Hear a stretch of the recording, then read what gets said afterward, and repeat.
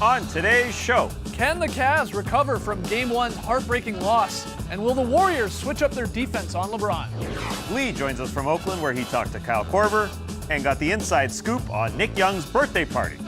And in Crossfire, we'll debate the weirdest story from the NBA season. It's Sunday, June 3rd. The starter starts now.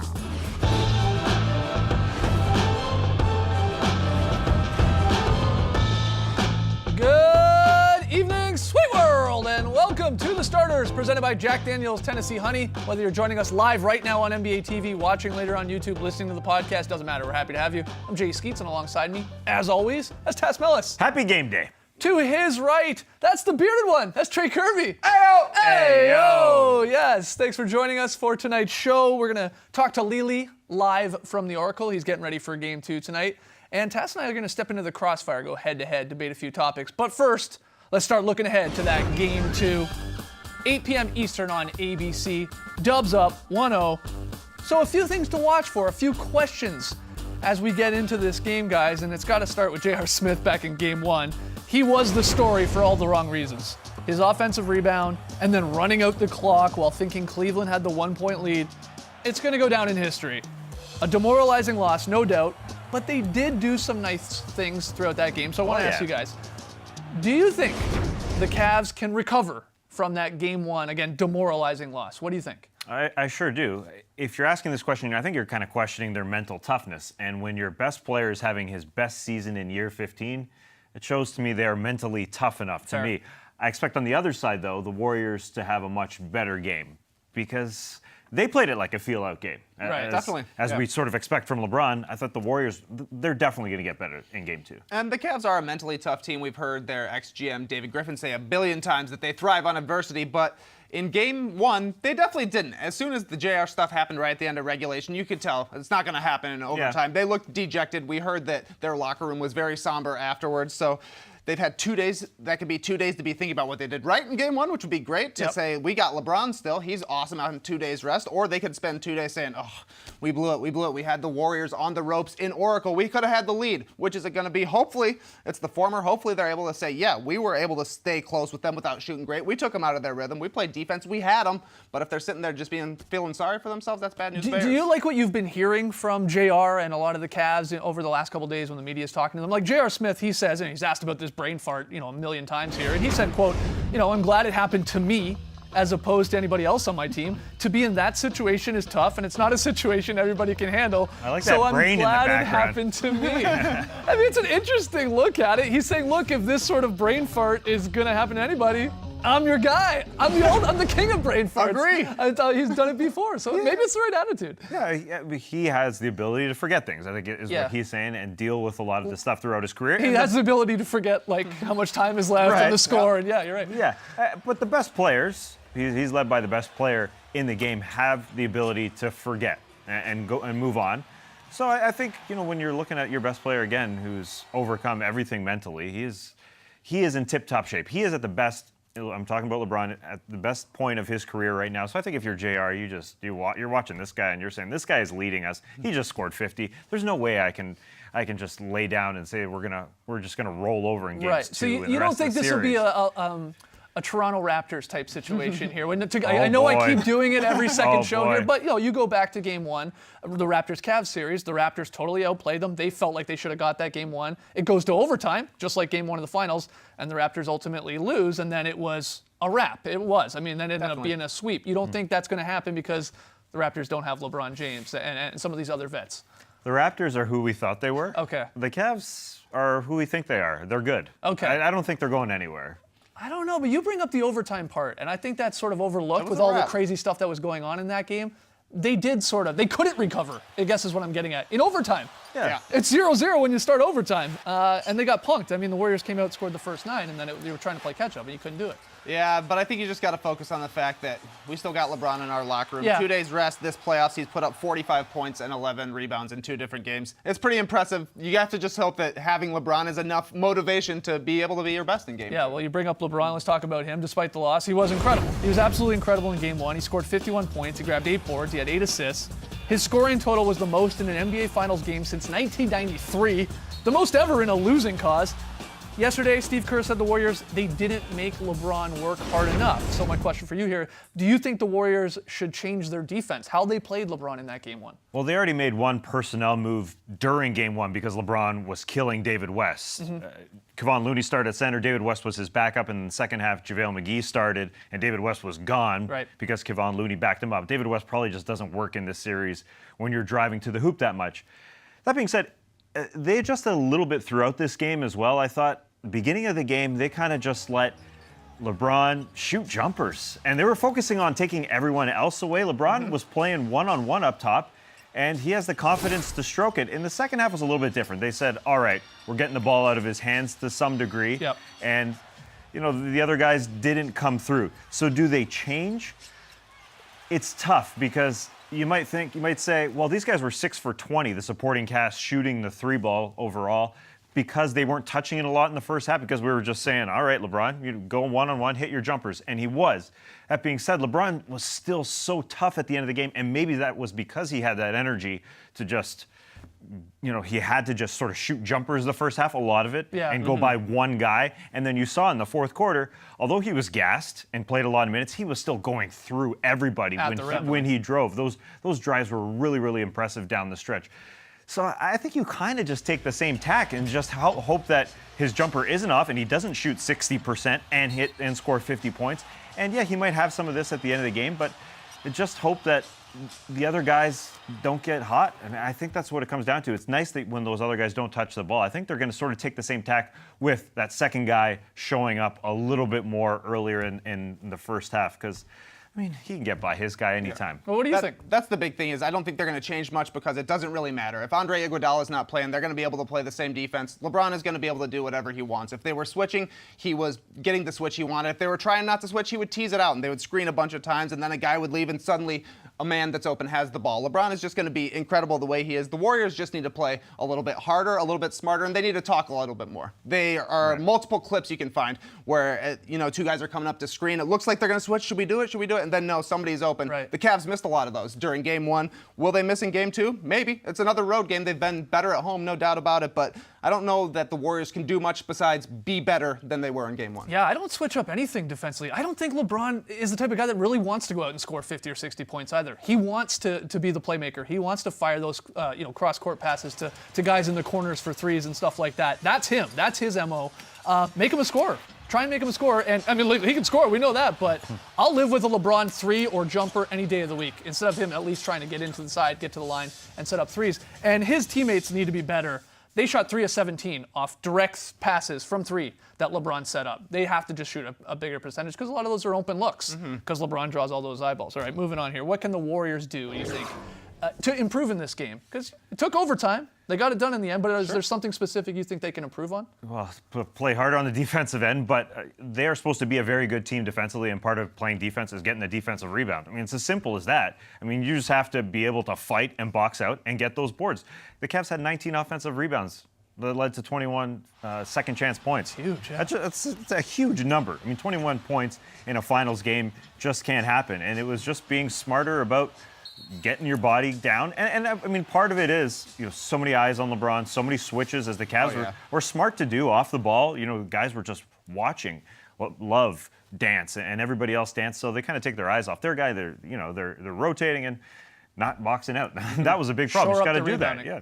Anything else? Yeah, the rebounding's big, but I also think they need to find a way to stay in rhythm offensively. It was a little bit too much like the Houston series to me. There were many times where they would kind of give up the switch easily, and next thing you know, the Warriors are playing one-on-one. Kevin Durant, iso ball. It obviously works. They can score doing that, but they're clearly at their best when the ball's zipping around. When Curry was on fire early in the game, the ball was moving a lot easier. Part of that is they're not getting the offense or the defensive rebounds to stop things and get things set up the way they want to offensively. It all goes hand in hand. They need to just be a little bit more intense on both sides, really. Yeah, the improvement might just be Kevin Durant hitting those shots too. You're right. A lot of fans don't like that ISO KD ball, but when he's cooking, he can take anyone. So maybe that happens in game 2.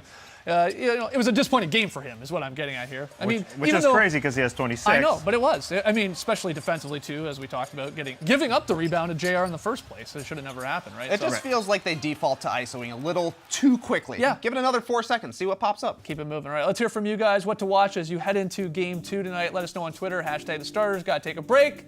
When we come back, it's the Aussie, the international man of mystery, Lily, with a Colangelo-like collar. Oh, that's a normal size collar. Get a new slant. Yeah, find a new slant. We'll talk to Lee live from the Oracle next. What is he doing? You all right? Dancing.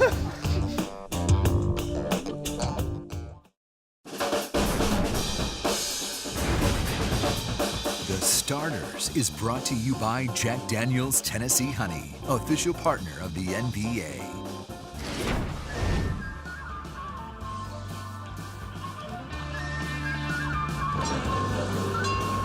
Back with the Starters, Lee by the Bay. There's Ellis from inside the Oracle. How's it going, buddy?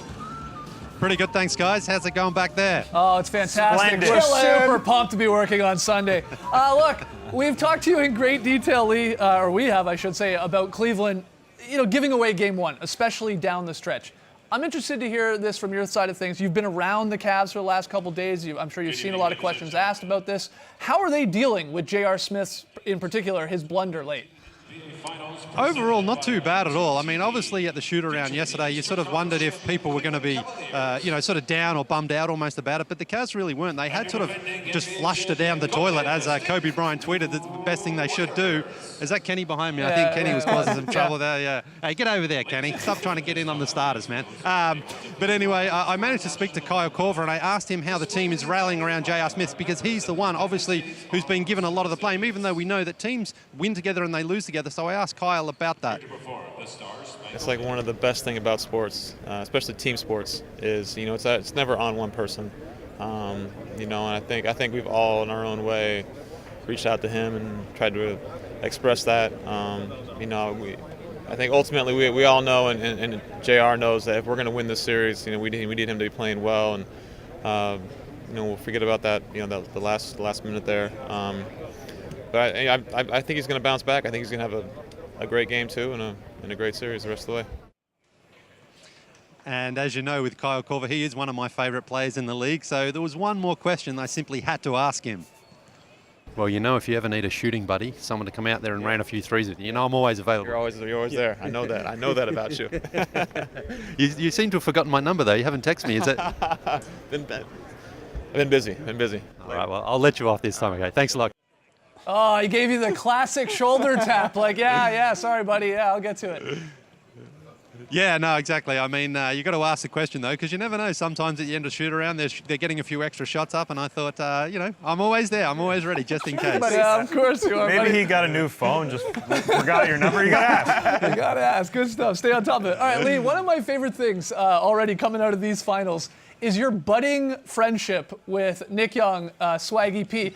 I guess you had a chance to talk to him for a second time here in 2 games. Yeah, Swaggy P and Swaggy Lee version 2 it was. I mean, everyone was dying to hear how it went. But, the thing about Swaggy, as I said the other day, you can literally ask him any question in the world and he thinks it's hilarious. It's so much fun to be around. So I asked him about celebrating his birthday and also how celebrating in the NBA Finals is different. In what's becoming a bit of a tradition, I'm joined by Swaggy P. Swaggy, how you doing, man? I'm doing good, just had a good 21 birthday. I turned 21 yesterday.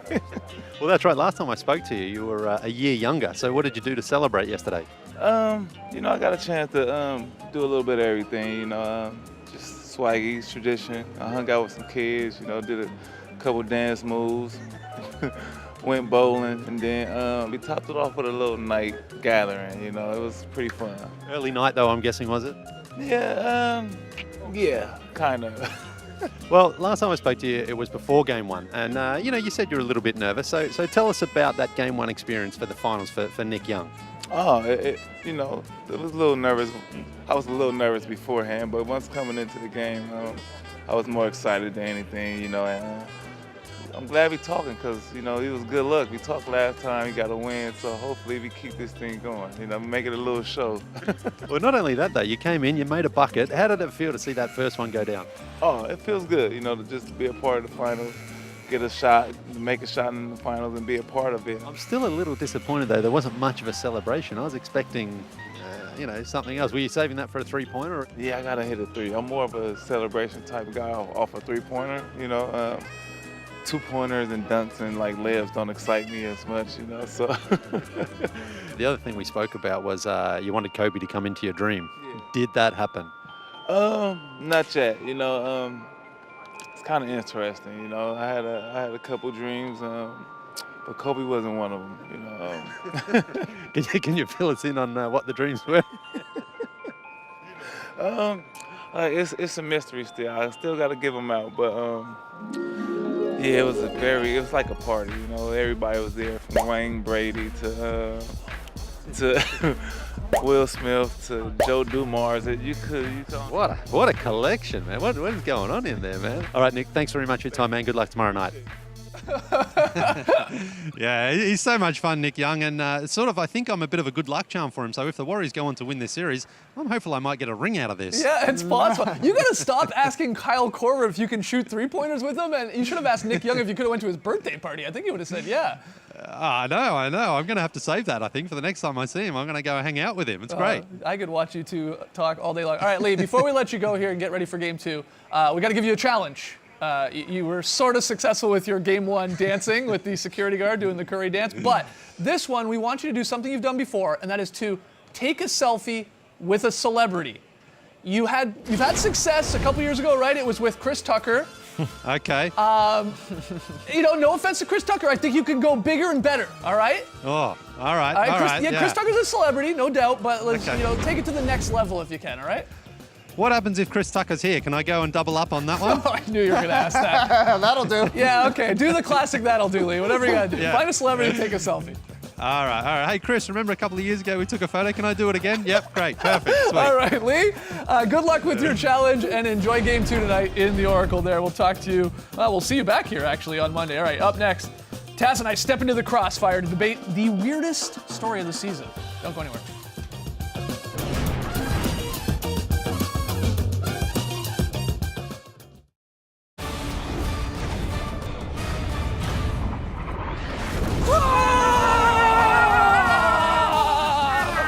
Welcome to Crossfire, presented by TCell. Here's how this thing works. The champ and the challenger go head-to-head for 3 rounds. At the end of it all, I declare a winner, and they get to pose with this beautiful championship belt. Here we go, round 1. LeBron James went for a career-high, playoff-high 51 points, added 8 rebounds and 8 assists, and he did it all after showing up in a suit with shorts. Guys, was LeBron's game 1 his greatest playoff performance ever? Here we go! It was great, but not his greatest. No, game 6 of the 2012 Eastern Conference Finals versus the Celtics. That was better because the stakes were higher, my friends. This is the finals. 45 points, 15 boards, 5 assists, 19 of 26 shooting on the road in Boston, facing elimination. He hadn't won a title yet. Basically his legacy was on the line. If he didn't come through in the clutch there, he did. I think that was a bigger performance. I think right now that 50-point performance in NBA Finals. In a loss. Why? Because George Hill doesn't hit a free throw, or It's a J.R. loss, though. Smith can't get the ball. I mean, why should he be punished? He is in control of his game better than he ever has been. A 50-point Finals performance is just him and Jordan since the 60s, since guys like Barry and West and Baylor were doing it. BWB. That's my favorite sports conference. BWB, shout out. Round 2 coming up. Hasn't happened in nearly 50 years, but after LeBron's 51 came with an L on the side, the MVP buzz has already started. Guys, should a player on the losing team win Finals MVP? Here we go. 100% yes. Why should we punish LeBron for having his best performance in his playoff history because J.R. Smith can't hit a bucket or George Hill can't hit a free throw? Why should he be punished? This would be looked at He's as on the one of the losing best. team. It doesn't matter. This would be looked at as one of the best Finals performances ever if George Hill hits a free throw. No. Why does it change things Here's the just problem. because of one basket? We shouldn't punish him. It doesn't make any sense. It's ultimately a slap in the face when you give Finals MVP to someone on the losing team. It's a slap in the face to the winning team who went out and got the 4 wins out of 7. And I also think it's actually a weird slap in the face to the guy who won it. It's like an insult to injury. It's like, oh, you didn't win, but here's this little trophy. He's like, LeBron doesn't care about Finals MVPs. He wants rings. I think he likes them. Look at the Jerry West, by the way. One thing about Jerry West, he did it. Hit me with some Jerry It was West. the first time they'd ever given this award out. And why does everybody forget that? They didn't even know what to do with the award. They're like, give it to the guy on the losing team. One thing That's why we've about, never one done thing it about since. LeBron Break James. it up! Break LeBron it James- up! LeBron Loser James- can slap me in the face. The loser can Okay. slap me in the face. That's Okay. fair. Round 3 coming right up over at Slate.com. Jared Dubin dropped his 72 weirdest stories from the season. season, guys, it's been a weird season. JR threw soup. Charlie Villanueva had his toilet stolen. Lee did some weird stuff on a toilet as well. But guys, what is the weirdest story from this season? Here we go. I think it has to be the Brian Colangelo Twitter scandal, because this one, like, it transcends the NBA or even sports. My wife was super into this story. She's like, what? He might have burner accounts? What? His wife's involved? What? They're giving out medical information and trade? She was like so into this. She wanted to crack the case just like Twitter investigators. It's got to be this weird Colangelo story. We don't even know what the truth is yet. I think it's Markelle Fultz. He gets drafted #1, and then he loses his feel for basketball entirely. He sat out 5 months. He's 19 years old. I mean, that's weird enough. Then there's the mixed messages about his shoulder injury. Did his injury cause his shooting form? Did his shooting form cause his injury? Right. And then from one of the burner accounts, one of the tweets said he may have been practicing shooting his shot from his back. Oh, yeah. Shooting from his back. I mean, this whole thing is strange. Or maybe it's LeBron not getting the MVP finals because he's the best player in the Make it up world. to you. Today's winner and new champion, Tess Mellis. But Skeets, you get the MVP. Man, I'm the biggest loser, aren't I? #1 loser. All right, when we come back, we'll make some predictions for Game 2 here. Don't go anywhere.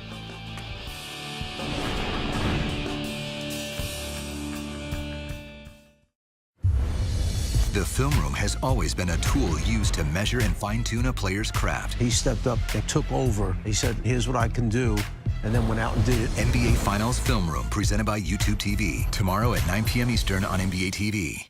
Finals Film Room, that's tomorrow. But tonight, well, after the starters, it's the pregame party. Got the starties on my mind. Then we got the game on ABC at 8 p.m. Eastern. And then you got to come right back to NBA TV for post-game live. See all the guys on the press conference talking it out. Hopefully we get a close game. Before we go here, any little quick Game 2 predictions? What do we got? Big Warriors win, Cavs come back, tie this up. What do you got? I think the Warriors are going to take this one. Okay. I don't think it'll be a blowout, but I just feel like the Cavs, they lost their shot in these first two. Yeah, I also am leaning Warriors on this one, but maybe we'll pop the Hood. Rodney Hood, you out there? You playing? Wow. Let's see him. Little Rodney Hood sighting. Hood time. Unfortunately, going to go Warriors in a blowout. Ooh. Warriors in a blowout. I'll go 18. That count as blowout? Yeah, that Warriors counts. by 18. Let's hear from you guys. Hashtag the starters. We'll see you tomorrow at 6:30 p.m. Eastern. All right. Thanks for joining us, folks. And remember, Kenny Smith was just looking for some Raptors news. Where's that Raptors news? Oh, this guy's not from Toronto. I'll just ask those other guys later. Embrace the night, people. Enjoy the game.